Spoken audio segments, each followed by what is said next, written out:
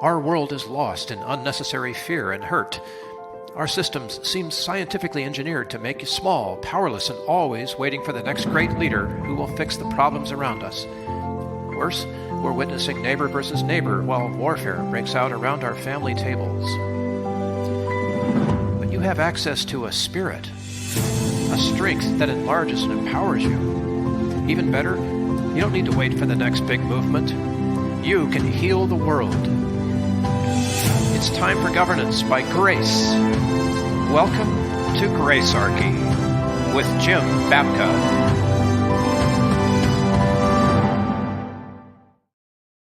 Well, it's episode 100, and what a journey this has been. When Jim and I first talked about doing this, it was, how can we fit this into our schedules? How are we going to make this happen? But it was something I think we both knew we had to do, and it has been a life-changing 2 years for me, which we'll get into later on in the broadcast. But right now, I want to bring somebody on board who has been such an influence in our nation, in maybe ways that we don't really know exist. Such an influence on many lives, including my own. Family guy, someone who is a deep thinker and who is an innovative explorer of new potential that we haven't seen yet in our world. The founder of Gracearchy, Jim Babka. Welcome aboard, my friend. Wow, I was starting to wonder who else was here. Yeah, really, who do I have hiding in the background? Wow. It's sincere. How do I live up to that? Thank you very much. You already have. Oh, thank you. That's all very, very kind of you. So, I feel like I'm back in my talk radio days tonight. Yeah, it is. I should have a 1-800-325, whatever. Yes. Yeah. Actually, we're on three platforms right now, and I want everybody to understand what's kind of going on now. On Facebook or on YouTube, your comments get fed directly up to us. We can see them kind of as they're happening, or Bill he's looking at them. And we can then choose to bring them up, and we will give priority to the comments that are coming in live tonight. So that's number one. We are also on Twitter. I will periodically poke in there and check and see how the stream is doing and see if anybody's reacting to us there. We have not done much with our X channel over there. We have just started to reuse it just here this week. We got to do something, balance out Elon's. Yeah, and I'm actually. It's funny you bring that up because I loved Facebook. I was a Facebook guy, like published a lot of stuff there, and even as late as 2021, it was still possible to, even with some of the censorship that was already occurring, it was still possible to post a lot of stuff. And I was very expressive during C+, the disease, which shall not be mentioned here, and wrote long pieces at times that were well read. And then all of a sudden in late 21, it started becoming meta. Everything just dropped off, and it's really bad right now. It's almost impossible to communicate or get any kind of word out there. So we've had some people saying, "Hey, you really belong on X," and we're probably going to try to do some more with X here in the coming year. And we'll talk about some of the other things that we're going to do, before we finish tonight. So anyway, Facebook, YouTube, feel free to leave your comments, and then we'll go from there. Yep, we can see what you're saying right now. Actually, it's coming up on our feed right here. Good. And I love how this works. Let's just put a little congratulations up here for everyone. Thank you, Gary.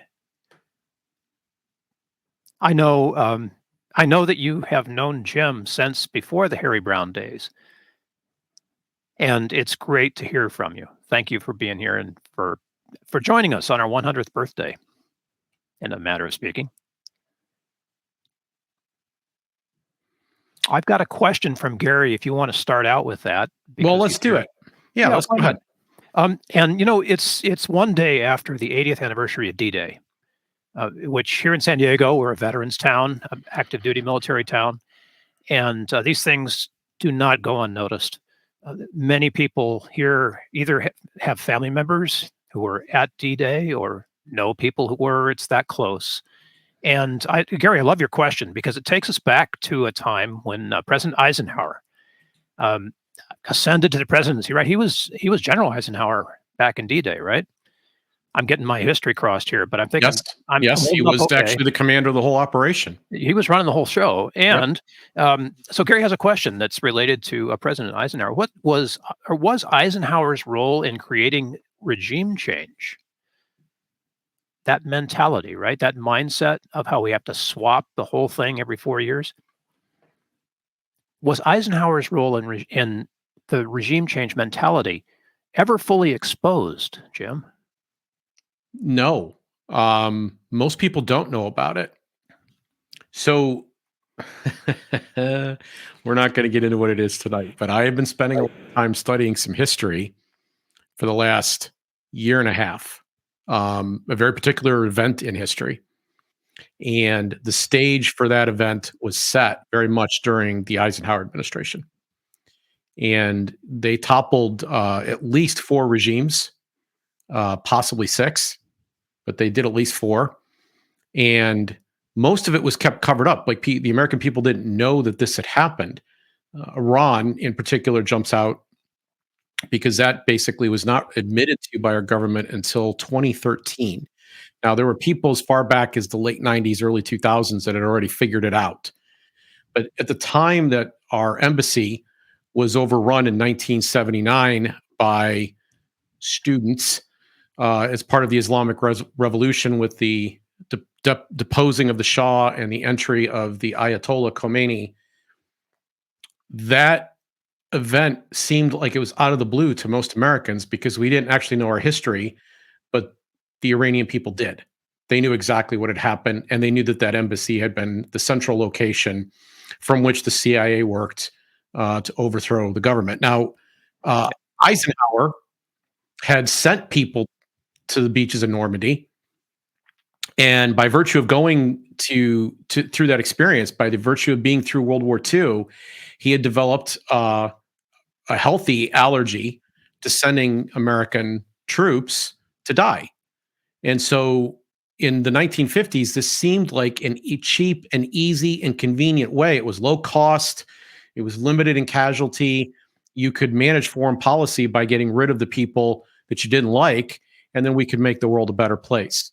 Unfortunately, almost all these places that our government has interfered with and toppled, we've subsequently seen them go through very difficult times where they can't quite get their own fortunes correct. Their own culture sags, their economy sags, civil war maybe comes to them.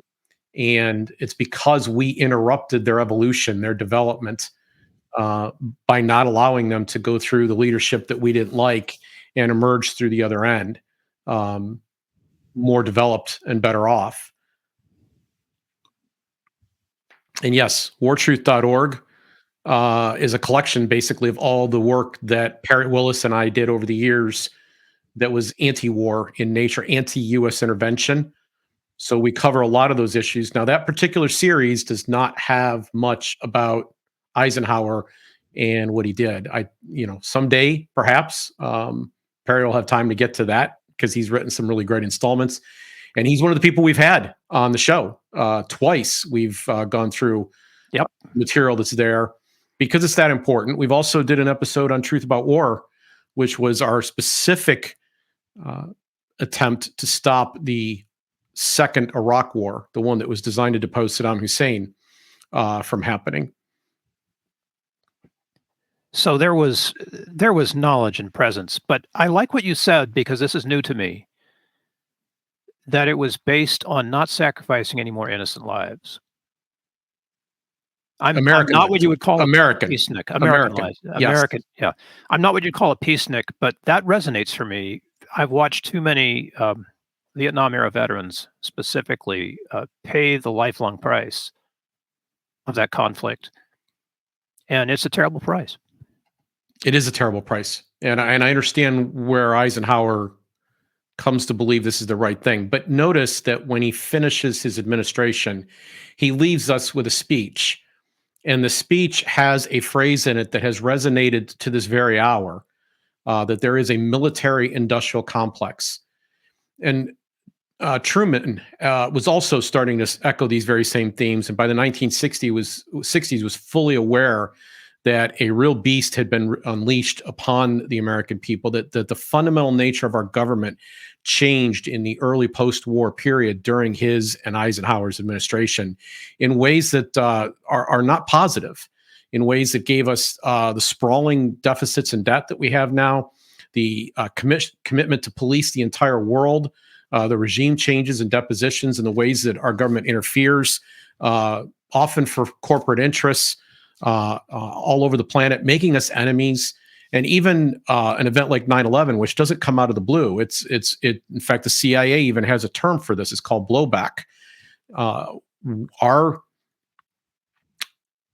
Our government's affairs across the world have not made you more secure in any way that we can measure it, not economically and not actually in terms of, military or whatever peace.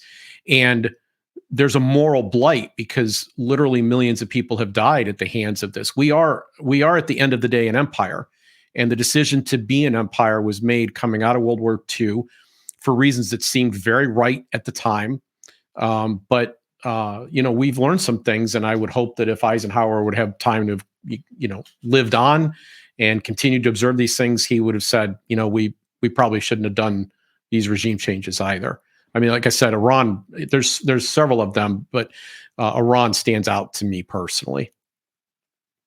I've learned a ton from doing this show, and one of the things that's been really important for me is to be able to get under the hood this way. So what the work that you have done, the work that Perry's done, to bring the factual aspects of these things, American wars since what, shall we say 1812, to light, has really been an important way, and it's not revisionist history. People, if you're thinking this is revisionist history, it's actual fact. Yeah. That we need to pay attention to, right? Actual fact that wasn't necessarily taught in school. Or not in school, or not necessarily on PBS or the History Channel either. But it doesn't really fit the American narrative of the Great White North, right? But there are plenty of reputable scholars out there who've really done the spade work, gone through the original documents, dug up the information, and presented them. And what I like so much about the series, that it's the biggest thing, aside from the bills that Downsized DC produced over there. It was the biggest thing that we did in those years. People asked during the teens. People have asked for those sets of columns repeatedly over the years. And in fact, we went through a site redesign at one point where those columns were down. And we got a couple of upset messages because people were looking for them. Bring them back. Yeah, bring them back. So that's why we've covered it twice in this show. You used the word moral a little bit ago, and not too much of a reveal here, but we will let you know that Gracearchy is about and for people who are done with church, the dones. Mm-hmm. And in this sort of strange, weird place that we are right now, has America still got a moral compass, Jim? I mean, really? Well, I tend to think that people are the ones that are going to have a moral compass. A nation can't. A nation's an abstraction. It's the people. And, I've got this phrase I wrote down a couple of weeks ago. It's sitting on my desk. I may do something with this as an episode at some future point. But in the Bible, it says, take up your cross and follow me. What if we instead said, take up your cause and follow me? I think there's a shortcut that too many of us take, most of Americans, that we will lobby or we will even vote for or we will ask or demand in polls that our politicians take up lots of causes. Oh, sure. Yeah, everybody's got a platform that's wide, right? Yes, and it covers so many things. But human scale would be that we actually invest ourselves and we take up a cause that's true to us and it motivates us and we care about it. And that is how we begin to step out into the world, right? To do good. And I know, for example, that you do some things with the homeless in your area. Yep. You've been helping some veterans. You consult and help them through navigate their red tape.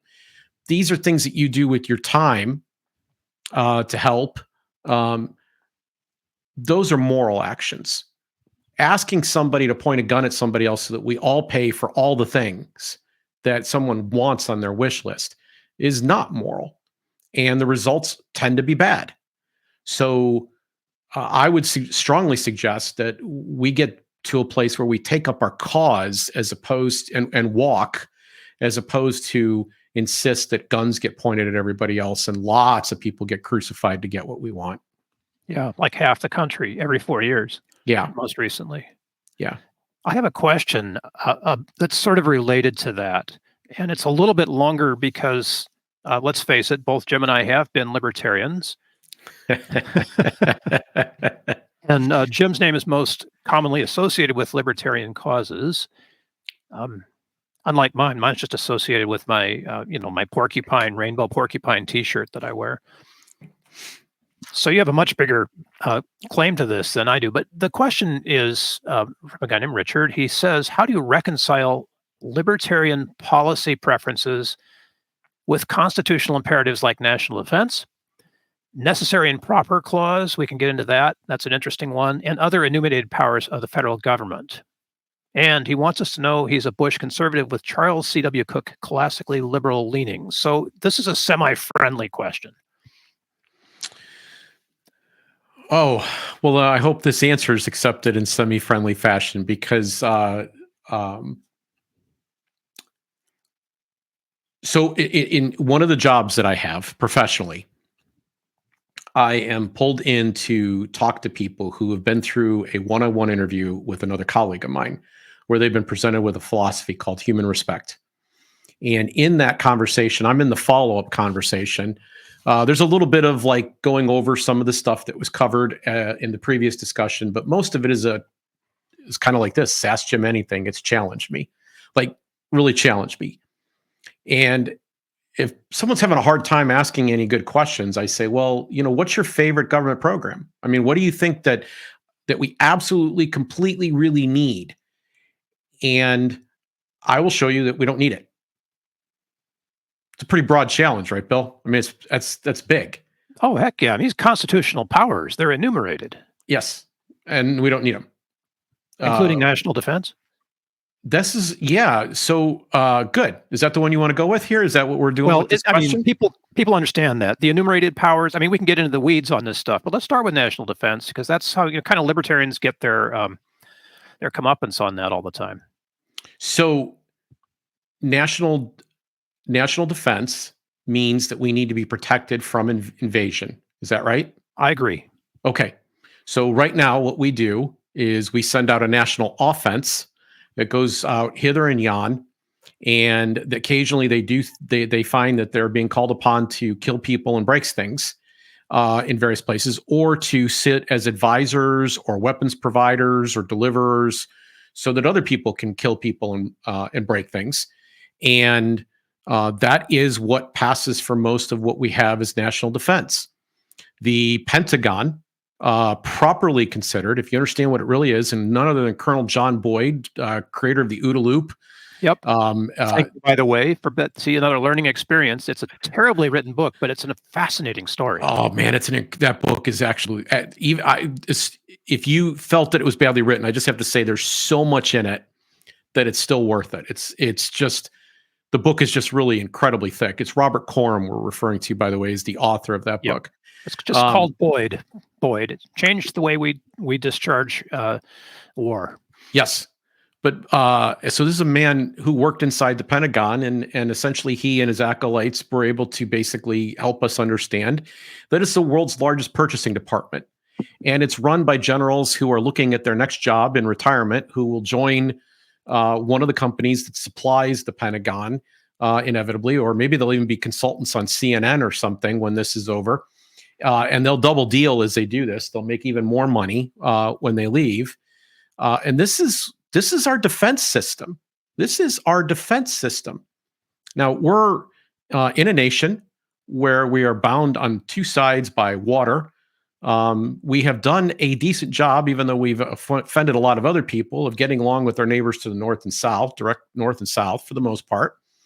We don't have a lot to be worried about in terms of being invaded or have anything going on. And as if that's not enough, there are 400 million plus firearms in this country. And a lot of veterans that know how to use them, and a lot of people who are not veterans who know how to use their weapons. And I don't know that it's a good proposition for someone to come here and attack us. This isn't Europe. We're not in the same situation that they are. I'm not going to say that there is never a case where a more organized military might be called for, but it certainly isn't the need that we have. So nobody's launching a D-Day against us on the West Coast or the East Coast. Yes. And that's, it's a fair argument that we're more about offense than we are defense. Yes. And it costs us an awful lot of money. So at the very minimum, we should be able to agree that we are going to dramatically reduce its size. A lot. Like a lot. Could we get by with a like the IDF does, where you have a 2-year service conscription right out of high school, and then you're cut loose? Well, I would prefer that we didn't have conscription at all, and we haven't had trouble getting volunteers. And from what I understand, the quality of the recruit is much better when it is an all volunteer force. To me, you own your body, you own your life. You should be able to make those decisions as to what you're going to do with your life. You should be able to pursue your vision of happiness so long as it harms no one else. That's the key thing. Libertarian or not, that moral position is a strong one. Yep.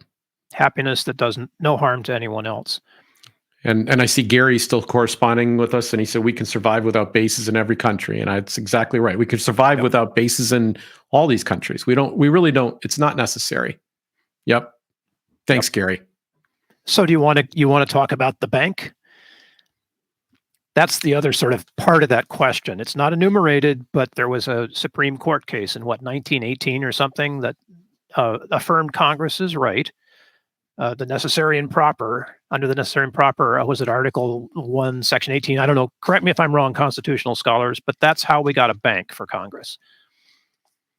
You mean that the Congress has spending power, or you mean the idea of like a national bank like the Federal Reserve? The Federal Reserve is where we're going here. Yeah, so 1913, you get the income tax, the direct election of senators, and the Federal Reserve. Those all happen the same time.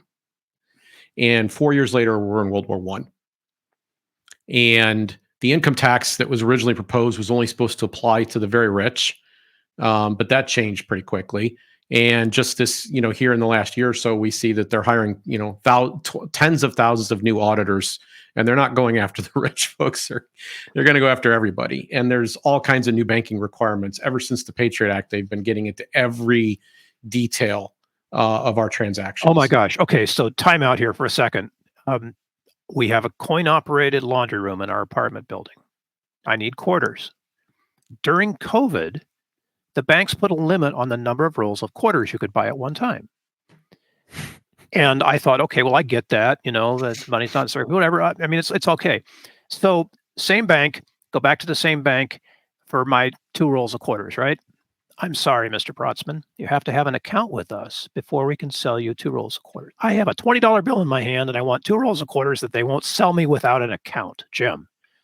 Because somebody somewhere wants to know that Bill Protzman bought $20 of quarters on a certain date and a certain time at a certain place. What is up with this? So I opened an account. Long story short, what am I going to do? I need quarters, right? I have clean clothes.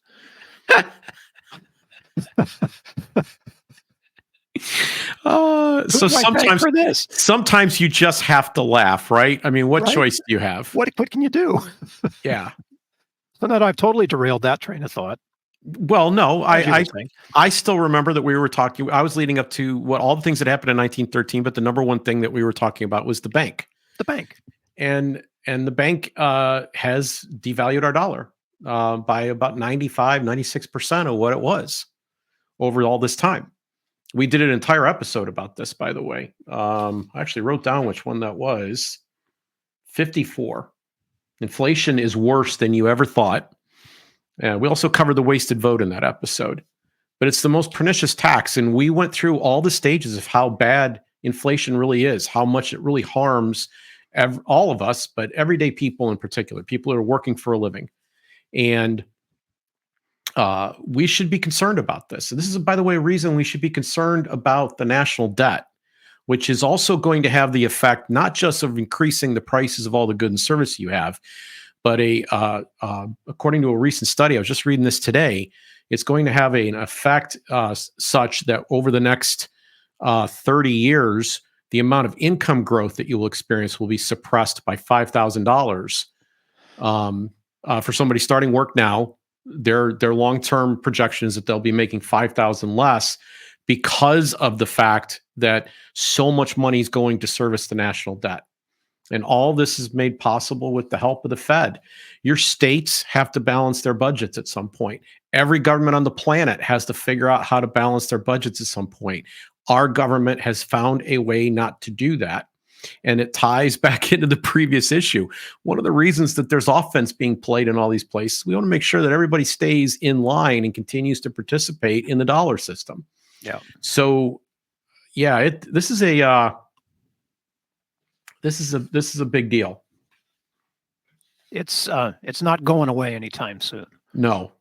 You know, as a voluntarist, Jim, how do you feel about this? That we're working so hard here on these things, and it just doesn't seem to have an effect. You've been at it for a lot longer than I have. I'm actually okay because okay, so one of the things that's been, I've said this out loud before, one of the things about this show is that I'm learning and seeing new things. I'm growing as a result of it. So one of the abilities that I have and that I encourage other people to seek out is the ability to kind of feel hope when things are not going as fast as I want them to or whatever. I find reasons to be excited and pleased. And one of those is that I'm learning new stuff. I'm growing as a human being. I'm understanding the world better. And I enjoy those epiphanies. I enjoy those epiphanies so much I have to share them. I can't keep them inside. And so I come here and I do a show. Right. So I have the ability to, yeah. But doing this show has forced me to begin thinking through everything, like in a different way. I'm seeing things differently.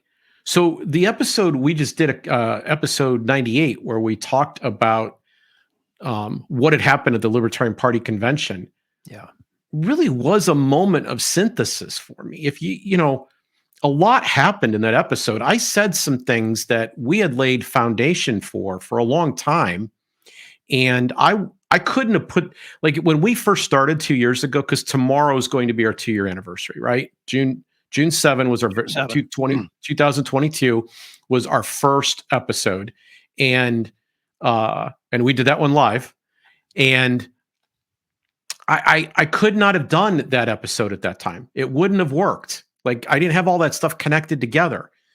And in fact, I went in preparation for this episode, and I watched episode 50, which was our last episode of the first season, where we were sitting in your office and filming together, and listened to the things we said at that time. And I realized that Jim couldn't have done what I did in that episode. So I get joy out of that. I get satisfaction out of that. It's fun for me to be able to connect those dots.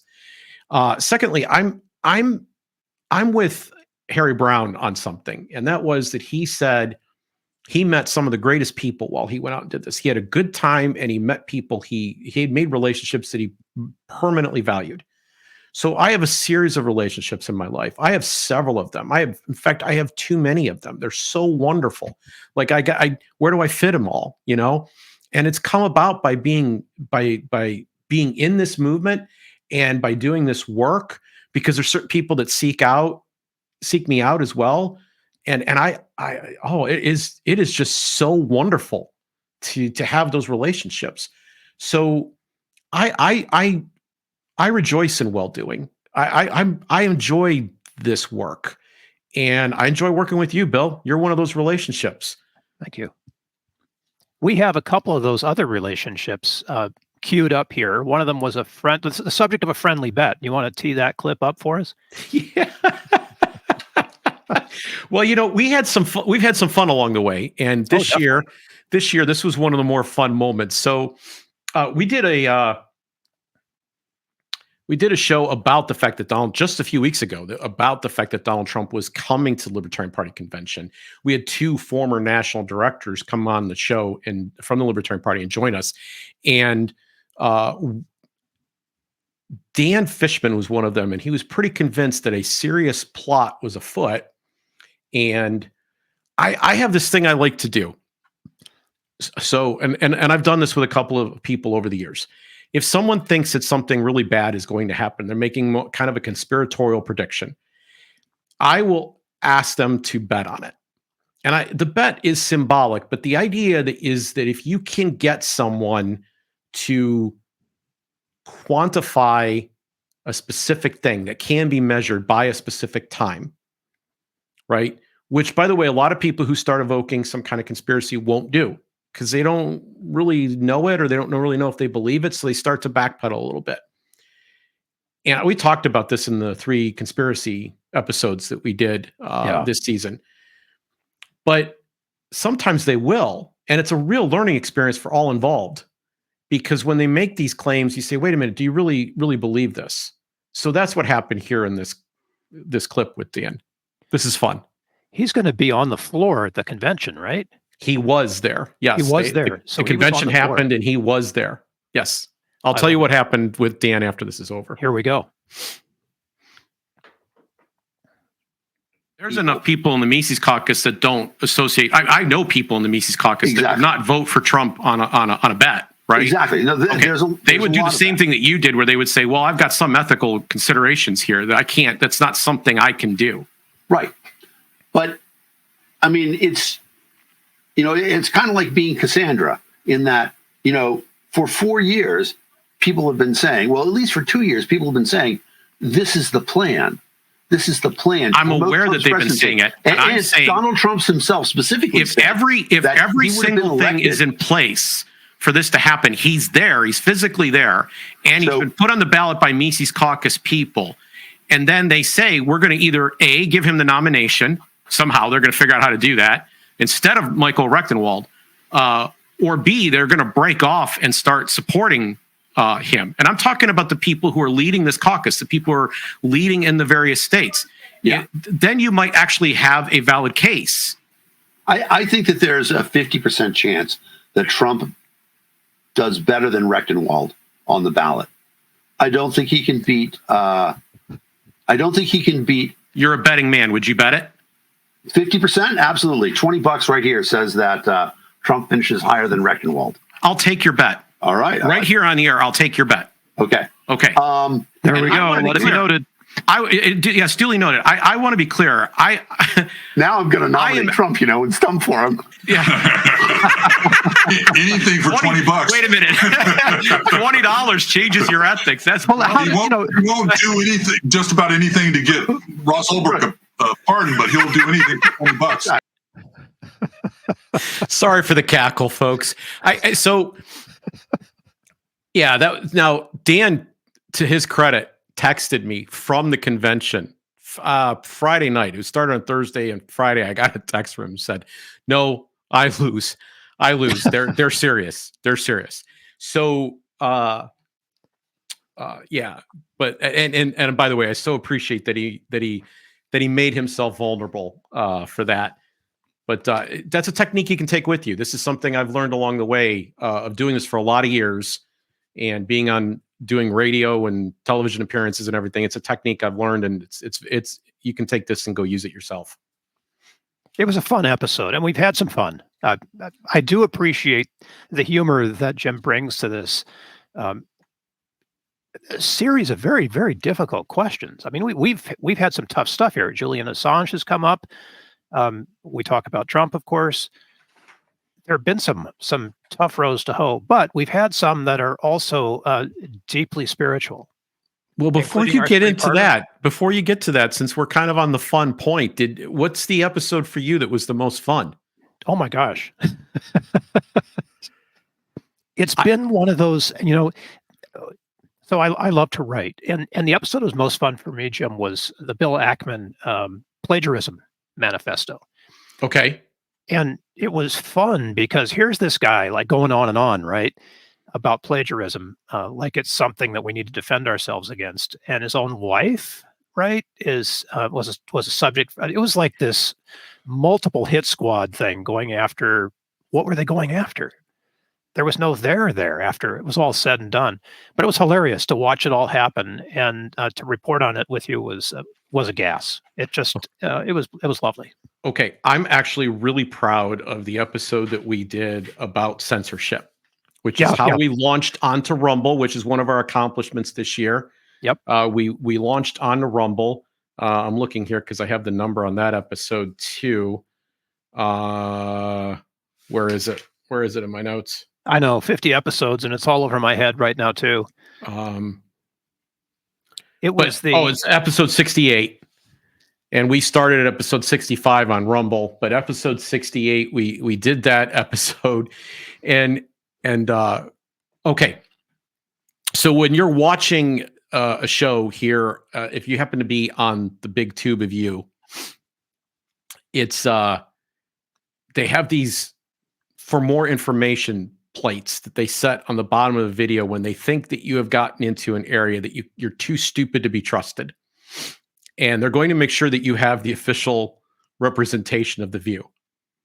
So we knew what had actually happened was that we had done a bonus episode with Pastor Dave Brisbane where we talked about Big Shot. We don't call it by its word here. We talked about Big Shot. And, in all seriousness, here were two men who both felt led by the Spirit to do the opposite thing, and they were probably both right. But that conversation was pretty wide-ranging and deep, and I said something that tripped the censors. Yeah. And that show got taken off for about 4 hours. You appealed, and we got it back on, but we were like, nope, we're not going to go through this anymore. We're going to be prophylactic, and that meant we were going to go on Rumble. That was number one. And then number two, we decided to parody the whole thing. So episode 68 is about censorship. And we had to manage to talk about C+, which is the disease that went around the world, and Big Shot, which was the thing they put into you so that you wouldn't allegedly get the disease or spread the disease, or no, wait a minute. You'll only get a slight heart condition and you won't have to go to the hospital. No, it doesn't. We're not sure it works at all. Like that.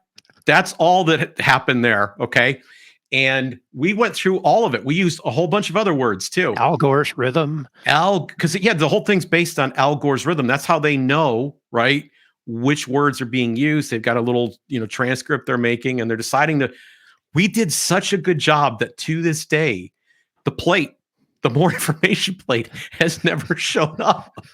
And we had fun with that. I'm so proud of what we did there. But we were cutting up even while we were doing the whole thing. It was tough. Yeah. It was hard to keep those words. In all fairness, yeah, I've had to go back through and whistle out some stuff where we've said something we shouldn't have, I have to put just to make sure that it doesn't, because the tube of you is our biggest audience. It's the place where all the people are. And I don't want to be taken off of it. It's not something I'm going to beat my chest and be proud that I've been censored. I don't want that to happen. So we're going to try to find ways to talk to people. And, they do those Turing tests online to see if there's real human beings. I believe that real human beings are a lot smarter than machines. And I will keep placing that bet for as long as I possibly can. And doing things like that. But you and I were laughing out loud while we were doing it. We were having a great time with that. So you mentioned Dave. Yes. For folks who haven't been watching this, I haven't counted it up in terms of hours of broadcast time, but we spent a lot of time, Jim, on Grace this year. A lot of time with Dave, with Baxter Kruger, with Jerry Bowyer. Mm-hmm. And we've really put down some content here. I know it's a terrible word to use, but it's a flag on the sand for those of us who are dones and looking for something better. Yeah, and this is part of where I think I've gotten better, and it's kind of hard to go through and kind of trace all of it. But you brought up the two names that I most want to focus on. So the series that we did with Dave, that was a lot of fun for me too, because we did those in person. Last May, we came out and recorded that, and it took us 2 months, 2.5 months almost, to get those out. Like, oh yeah, this is before AI. We didn't have AI voice manipulation then. Oh man, it was brutal. We'd had we did actually use some AI to improve or take out some sound. Yeah. We did that in the back of his church, and there was construction, a garbage truck. There was a whole bunch of things that went on, and then we had a multi-camera setup, and one of our cameras failed on us. And it was folks, I want you to know that the fact that those episodes got out required something like 25, 30 hours worth of work out of Bill just to get those episodes out the door, they were already made.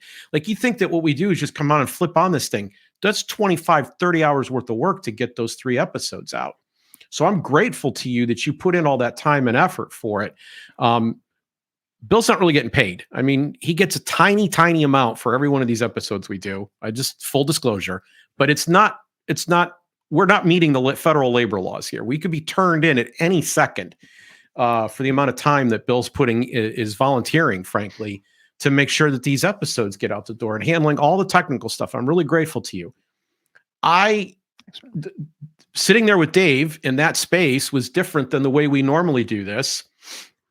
And it was cool to be sitting there with a real dude talking about real stuff.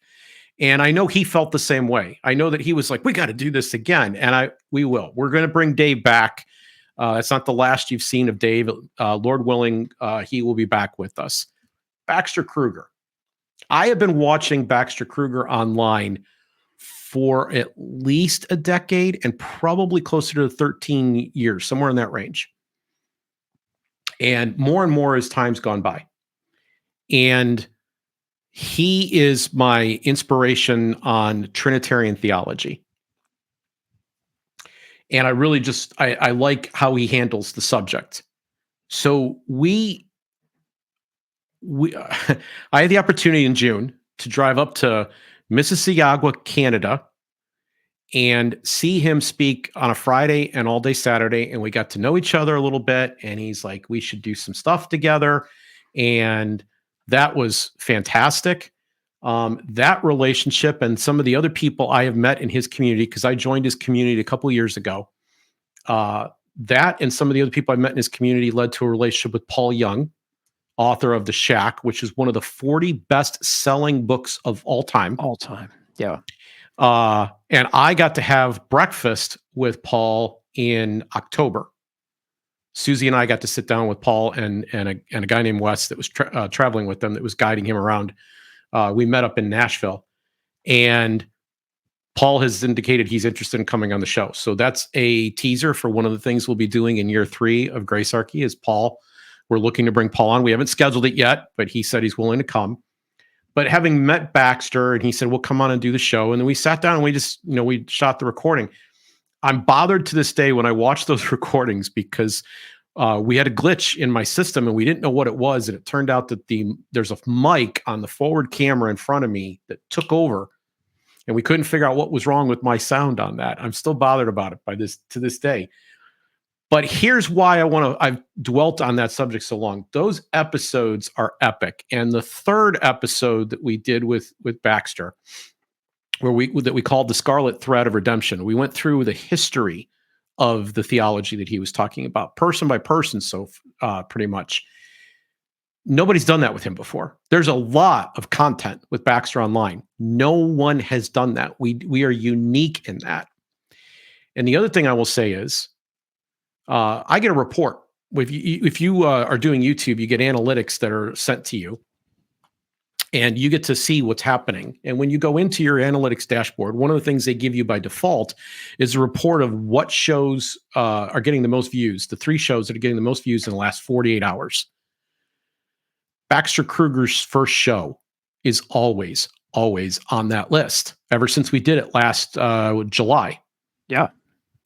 And they put it on their channel too, which is, I believe, I can't think of the name of his channel now. At any rate, the total view count on all video sources right now is over 8,400 views. If you look down through the list of all the views that we have, no other episode comes close to that. So I am super grateful that he came on and did that show, and I'm amazed that every day when I go and look at that we're still rolling with that. I'm also really pleased because our number one audience that we have promoted this to up to this point has been the Zero Aggression Project people. And they didn't sign up to get anything that was what you would say in old-fashioned sense religious. Right. And nobody's written me an angry message in all this time. Nobody has come to me and said, what the heck is this thing that you're doing? I didn't sign up for this. Some have probably gone away quietly. I'm not going to say, the number on the list has gone down a little bit. But no one, I'm so grateful to the Zero Aggression Project supporters. No one has said this is a waste of time and money.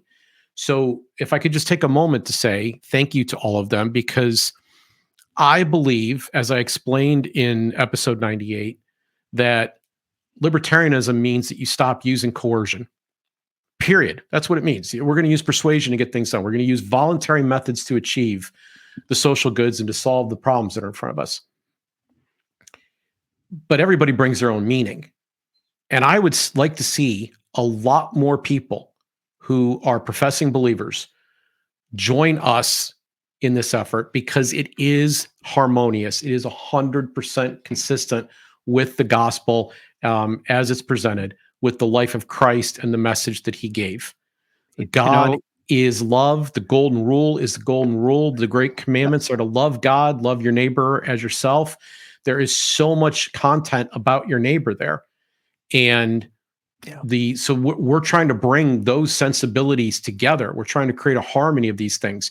That's a reach to both sides. I'll be very honest. I hope that the message we're presenting is attractive to non-believers, but I really am trying. My whole career in life has been about finding more people like us. I really want to find more libertarians in the Christian camp. We are at an interesting place in the history of Christianity right now that I didn't really recognize when we began this, Jim. But Baxter and Dave and others we've had, Paul Young's book, The Shack, are sort of helping people to see that Christianity isn't quite done yet, right? We've missed a lot of it since the Schofield Bible days. And even going back to Augustine, this has been a problem all along. Like if you go back to the Greeks, it's a serious issue. But you said it, great commandment. Yeah. Right. And that's where it's going. And here we are. I mean, we've chronicled some of this, the decline and fall of the evangelical empire, where we talked about Ralph Reed and what's happening with that. And Rick Warren's debacle at the Southern Baptist Convention, which everybody could see coming. These are not signs of a pagan America, people. These are signs of a change. Yeah. There's a sea change happening. So COVID happened, and like 10 to 15% of the people that were attending church beforehand stopped. Yeah, just stopped. Overdone.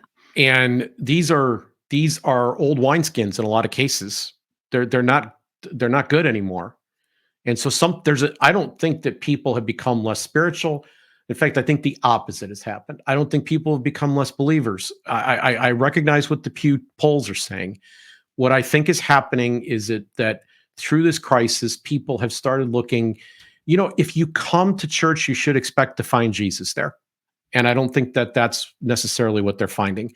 And for those people who are playing in the culture war games and worried about whether the Republican wins, this is a big mistake. This is a cataclysmic mistake. This is how the Western church gets into this mess. So there's a whole episode right there. Let me ask you, well, we're going to, at some point, I keep threatening to do it. I just haven't had time to put it together yet. We are going to have to talk about the biblical term ecclesia, which is the name, which is the church. It is not a religious word. The word that was chosen in the New Testament was not a temple or a synagogue. Those words existed already, and they didn't use it. They used an ancient Greek word that described all the citizens of the city coming together to address governmental problems. So we'll have to get into that at some point, but there's a teaser for you. Hey, let me ask you this. Which episode did you learn the most from? Oh my gosh. It's a toss-up. We did 2 episodes on Javier Milei, new president of Mexico, which, you know, I don't really, I'm sorry, new president of Argentina. We have a new president in Mexico too. However, Javier Milei is Argentina. I learned so much from those that I didn't know, and I needed to dig in. Pope's from Argentina. Yeah. And in some ways, these guys like grew up together. They grew up in the same cultural melting pot. So if you haven't had a chance to listen to episodes 78 and 80, where we do a bookends around Javier Milei, please do that because they're fascinating. And I will say that my job is the moderator, so I have to ask the questions that the audience would ask. I don't go as deep into this as Jim does, and Jim goes into it more deeply than I think anybody that I've heard on the radio or watched on YouTube. And that includes you, Joe Rogan, if you're listening. We had a guest tell us after the show, wow, I wasn't prepared for how prepared you were, Jim. Right? So, quick story then is that we did an episode about Donald Trump's legal troubles. And that obviously was big news here even, a week ago, right? Yeah. And we explained why that whole case was a fraud. So I'm proud of that work because we stuck to the issue. This was not about the man. This was about literally an issue I've been working on my entire, over 20 years now. Okay. Basically since the beginning of this century. Took a case all the way to U.S. Supreme Court on it. That's how much I've been working on it. And so to be able to come in and address that and share that expertise, I happen to know I have acquaintance with a former congressman who was targeted and put in prison using the campaign finance laws. And he kind of just went off on his own because he was so used to being badly treated in these interviews. And I was struggling. I was straining to try to keep the thing focused and on effort. We don't do as many interviews as I would like because I don't look at interviews as just, we're going to flip on the mic and this will be easy. The skill of interviewing is very different than the skill of monologuing. And I have the advantage of knowing what I'm going to say, or at least most of the time I do, not always. But that's part of my job too, is to make sure we can catch you when you don't know what you're going to say. Yes. Bill does that on purpose, folks. He looks for moments where I'm looking up and to the left. That's his goal in every podcast. But we asked some questions. We had done our homework, and he called back after it was over and said, I flubbed this. I should have let you guide the show. We'd have had a much better result. I still think it turned out decently. That was a good episode. Yeah. So that one and the Stephanie Slade interview was eye-opening for me. This whole notion that we're going through a political realignment in America, and that the polarity that we've seen for, 50 years is becoming fungible in the middle. Stephanie explained that so well. Yeah. And with such fresh conviction that it gave me a little bit of hope, Yeah. Which is another thing. I like it that we try to leave every episode with some hope in the room, with the grace points that we use. Yes. And I don't always, true confession, know what those are going to be before we turn on. Most of the time I do, but there are times when we're sitting here where, I kind of figure out based on the things that we've said and discussed, it kind of starts to come to me towards the end of the episode, and we try to conclude on one of those in many cases. It's not crucial if you're watching the show regularly that we finish on one. We like to. It's nice when we can do that. It's like artful, but it's much more crucial that it does really govern whether or not we do an episode. So I have struggled with a couple of topics that we have not brought, and a couple of topics that we ended up bringing, but a little bit later than maybe I wanted to, because I felt like that's our brand. And I don't mean brand as in marketing scheme. I mean being consistent with what you should expect when you get here. You should be able to trust the content that we're giving, that it's honest, it's well researched, it's well thought out, and it has a grace point to it. It is bringing something that you're not going to get anywhere else. And if 10 other people can do this show and get a bigger audience than I do, then there's no reason for me to keep doing this. There's plenty of other work in the world to do. I've got a lot of other talents. I can do other things. I can even do other shows. But this show is called Gracearchy, and we're trying to bring grace to these situations. And so we try as often as possible to identify the grace point in advance, but sometimes at the very end. I want to say that, Bill, though, that the shows that I learned the most from were I'm really curious. The Mimetic Mirror with Jerry Bowyer, which was one where he explored Jesus' eye parable. You literally could see me in real time learning something. Like that take that he offered on that blew me away. And we cut that show in reverse. Like that happened on accident at the beginning of the show. I'm like, that is so important. We got to chop that out and make it its own program. We then proceeded to do the show that we really intended to do, and took that and put it out as a separate episode. That's the one that was a complete surprise to me.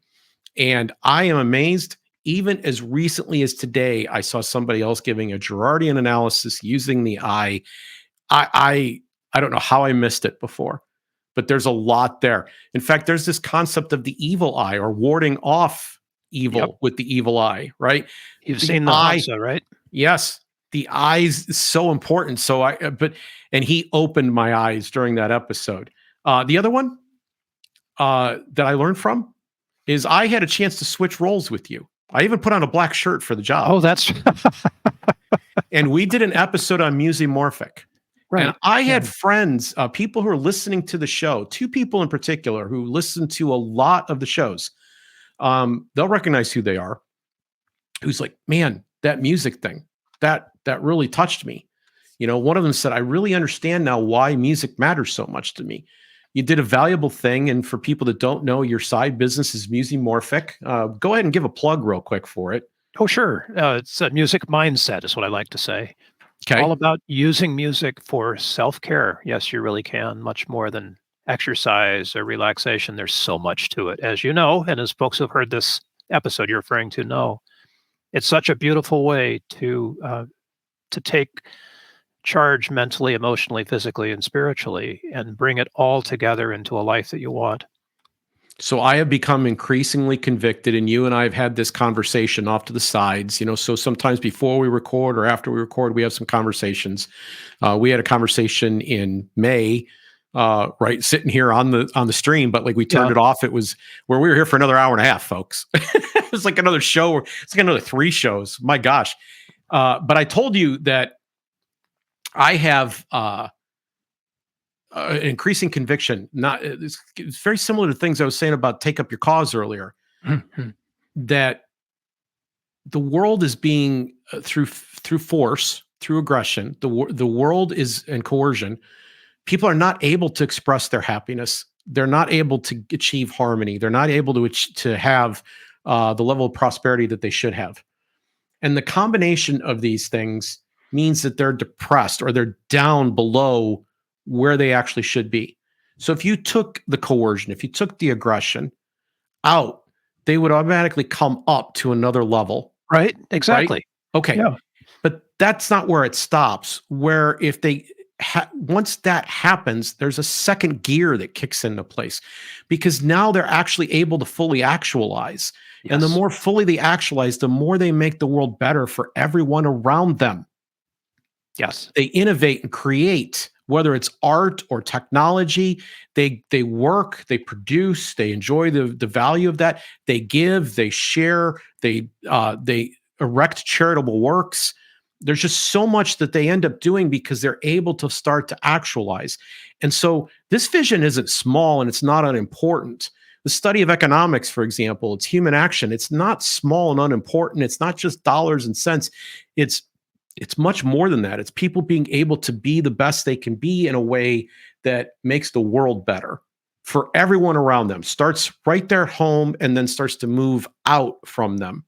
And that right there at home part is so important. Think about how many people have been carrying generational traumas and then handing those traumas down to their kids. we can reverse some of that if we can begin to identify the role of ending coercion first, which is a very libertarian message, but then the meaning of grace that's added on top of it, where we attempt to understand one another. We go beyond tolerance to really attempting to recognize the humanity of another person and understand them.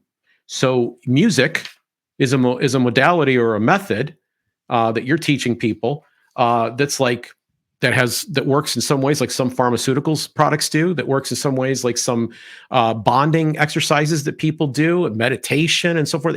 It's another modality to really achieve greater levels of satisfaction and happiness.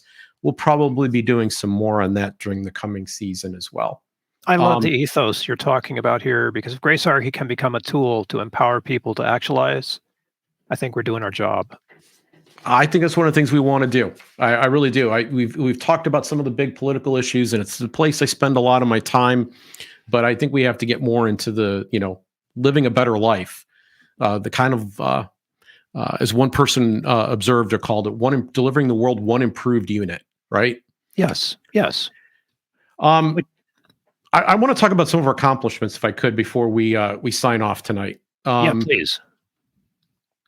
You and I were meeting face-to-face last year for our anniversary. This is the first live show that we've done since episode 31.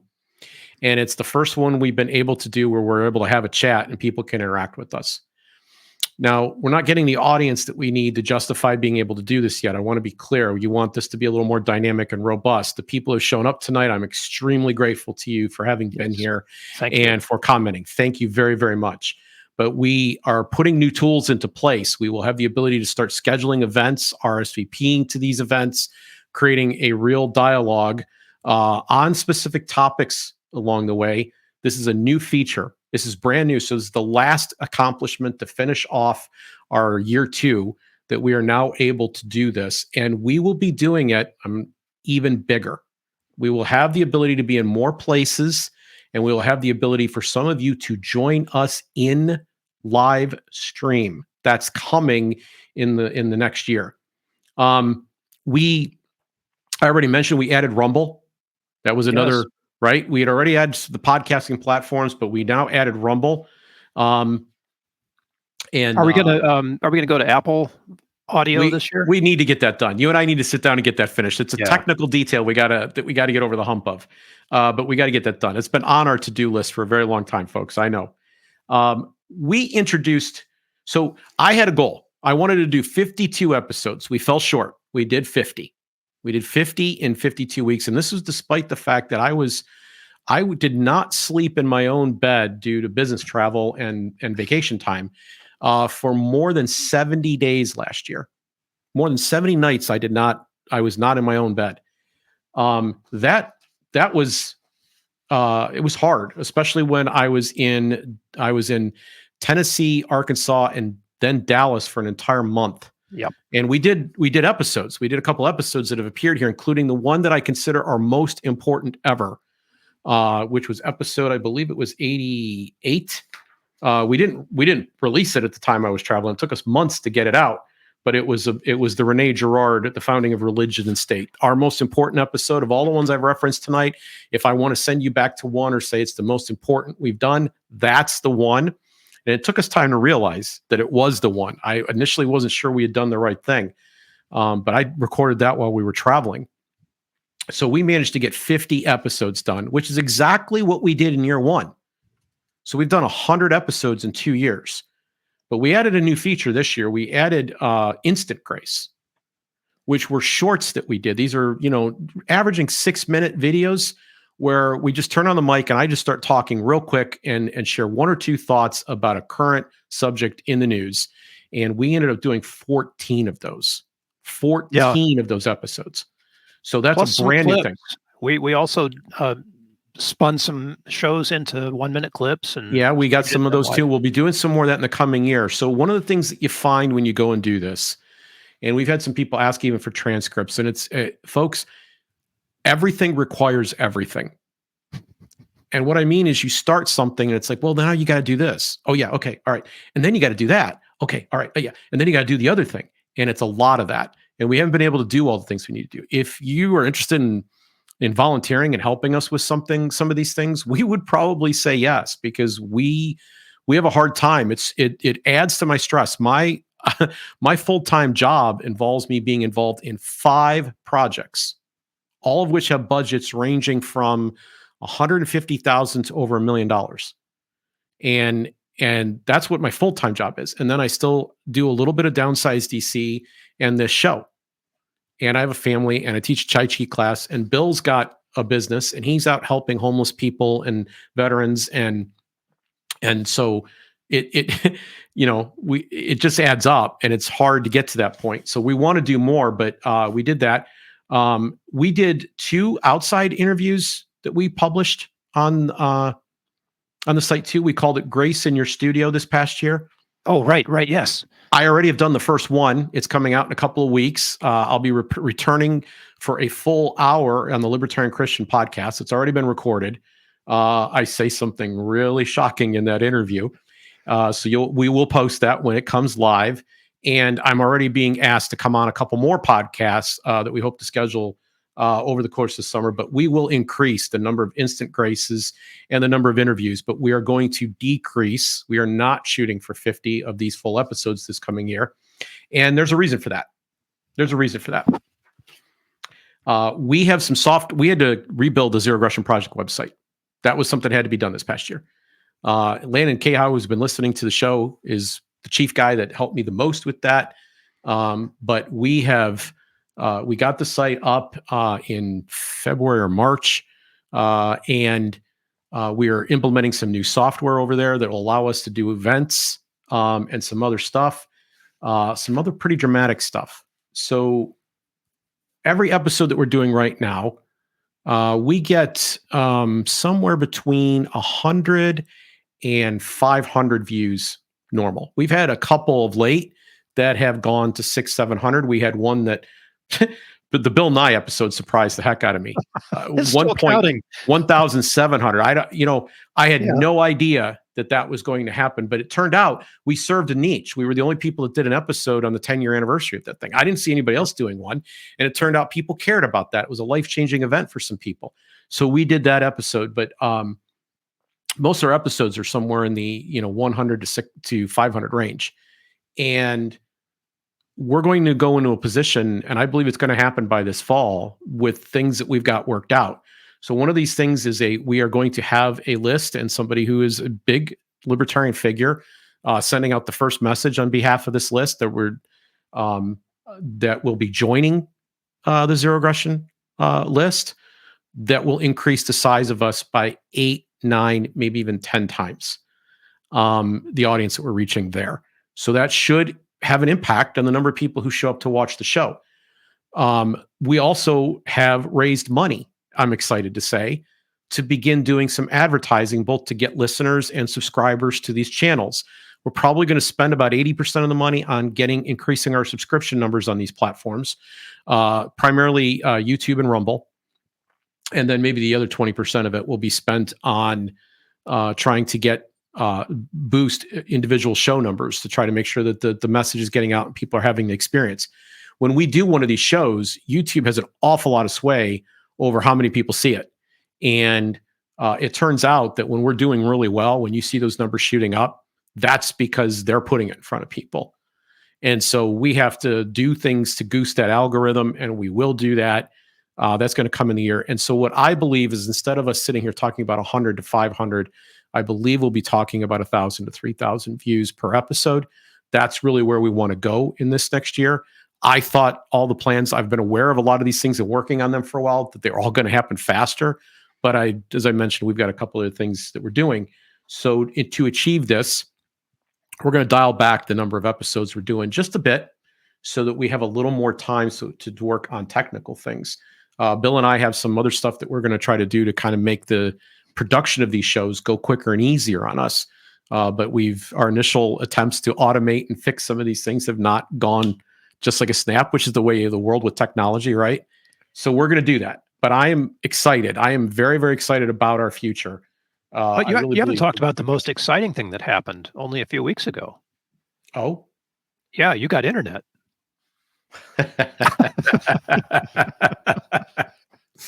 Okay, so I just want to say, and I want to do a shout out to Randy Garbin too, who also works at way below market rate. I mean, way below.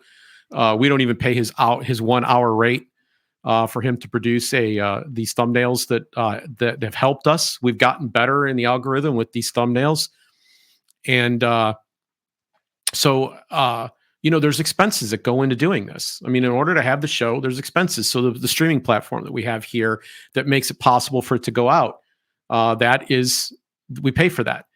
We have somebody who donates the platform that we send out the podcast versions that go out to Spotify and Pandora and iHeart.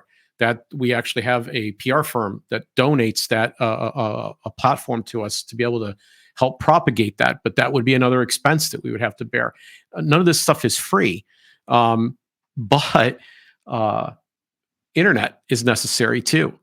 And I was on 10-year-old internet for most of our history, and then until about 4 weeks ago, it's 5 weeks ago now. So basically, we've recorded, I think, 3 episodes since then. Yeah. I was hazy and grainy, and sometimes we couldn't get it to stay on, and it just was whatever. Well, we've got some blazing fast internet now. We're fiber on this end, and so we're able to make sure now that we have a much better picture to go along with audio that we have attempted to try to improve, with the exception of those Baxter episodes, with audio that we've improved over the course of the time that we've been here. If you're doing a podcast, if you decide you want to do something like this, my advice is focus on the audio first. People will stick with a bad picture longer than they will stick with bad audio. And if you don't believe me, screw up your audio on a phone call and see how long the call lasts, right? Audio is what matters the most in these settings, and then video follows. We were able to make that investment too. And that's in part because of some the other work that my son and I both do for some other projects. One of which one key one I don't happen to work on, that we're going to be introducing to you in the next month or so. So we're making investments in the show. I just want you to know that as the funds are available to do it, and as we are able to keep incrementally improving, we are making the investments in this show. And I'm grateful to everyone who has supported us. We couldn't do this without the help of the Zero Aggression Project. So please visit zeroaggressionproject.org, sign up and donate if you're seeing this for the first time. This show is not the norm. We've been kind of reminiscing, going down memory lane here tonight. But that's the vehicle that allows us kind of business-wise to be able to do the steps that we're doing. I think it's time for some lemonade, Jim. Okay. I'm not sure who I'm going to have it with, because everybody that's around me kind of thinks the same way that I do. So I've got to find somebody who doesn't, and take my lemonade bucket and a couple of glasses with some ice, maybe out onto the street, just see who I can track down. This is Freudenfreud for people who don't know. It's the opposite of how you felt when the 34 felony counts were adjudicated last week. Yeah.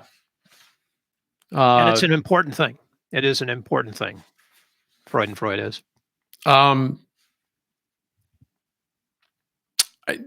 Since we got a couple more minutes, let me just throw one more thing out. There are some episodes. I made a list of some episodes that I thought were overlooked or underwatched. Oh yeah, please do. No, and I say this because you can't predict who is going to come and watch the show. You put a topic together, and then sometimes some of the topics we have picked because we knew that they had a better chance of getting audience, but we did some others along the way where we didn't necessarily know. And episode 89, How Capitalism Optimizes Redistribution of Wealth, literally was one of these conversations that Bill and I have offline. It was not a planned show, but he turned on the camera and we recorded. He asked me a question and I answered it with the camera running. It's a short show. We made a mistake that we won't repeat again on how we let that thing kind of release. It accidentally released for about an hour, a week before it was due. And Al Gore's rhythm took over and crushed the viewership of it. Yep. And I hate that happened. I I have sent that show to people. Like, I don't send all my shows to everybody, right? But there's times I'm like, it's like this, and I'll send them a link. And this is a link I have sent to more than one people. So that's episode 89, How Capitalism Optimizes Redistributing Wealth. We did Truth About War right after that, episode 90, a 21-year analysis. That did not get the audience it deserved. That was a review of history. And those that don't know history are doomed to repeat it. And we explained how we knew the history. We knew what was going to happen, how we were able to predict at the time. So that's another one I felt. And then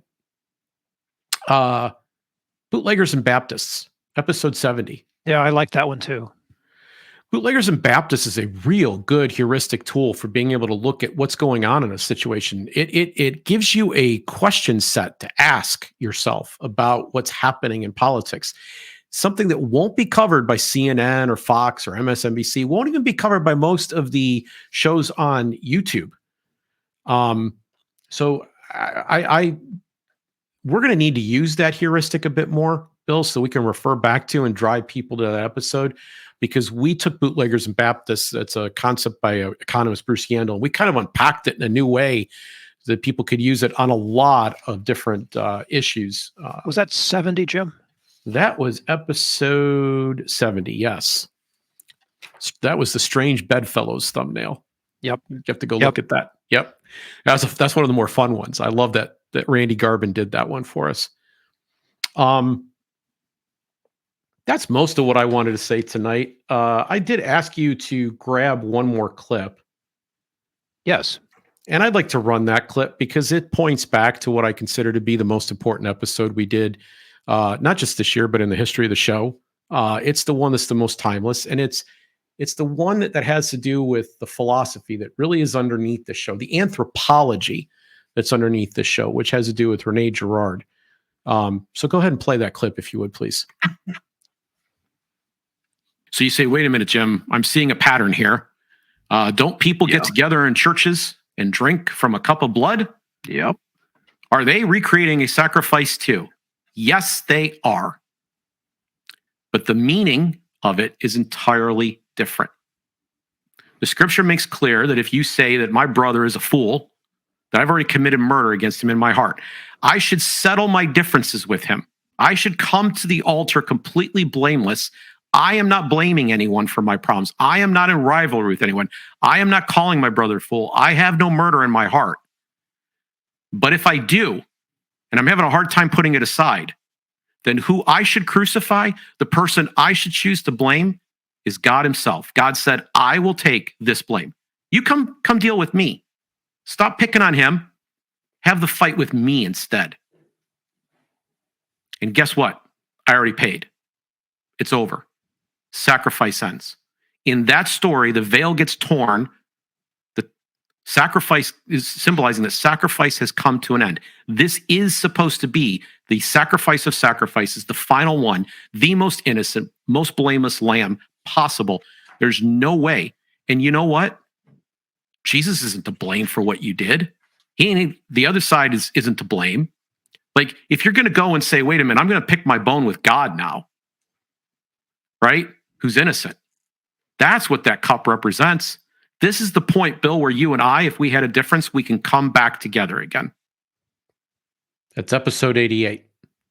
So it's the one I would most drive people back to, but I think there's a lot of good material. We've built a body of work, and I'm grateful to you, brother, for helping make it possible. Couldn't do it without you. I mean, obviously. I wouldn't have been able to do it without you either. And this is, we talked about this in episode 20 in our first season when we couldn't believe we'd actually already done 20 of these things. Yeah. We were oh so young then, right? Oh, so young. At KC Barbecue, right? Yep. And man,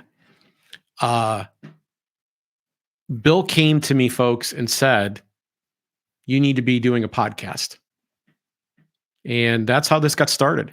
And it took me 10 months before we actually did. And he's handled all these technical details and made a lot of this possible. I'm really, really grateful of all the people that I could possibly be grateful to. I'm most grateful to Bill Protzman for helping to do this. And I will tell you that the guy that you see on the show is the guy that you would meet behind the scenes. He's kind and considerate. He's generous to a fault, and has just really, really been a tremendous, tremendous encouragement to me. He plays a role in these shows that I really value, and that he's kind of you. He's kind of every person out there that's been seeing the show for the first time that will ask the question.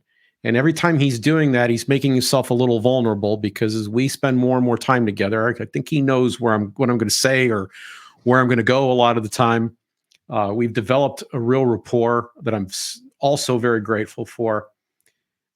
But he puts himself out there and helps make that, bring some really great moments into this show. And then I would be remiss if I didn't say thank you to all of you. Thank you for making this show possible. We're going to do another 100, not this next year, but we're going to do another 100 of them. We're going to keep right on going, because there's a lot of topics that we just have not even been able to scratch the surface of or get into. There's a lot more to say. There's a lot more grace to be applied. We need your help to do that, but we are grateful that you've been with us up till now.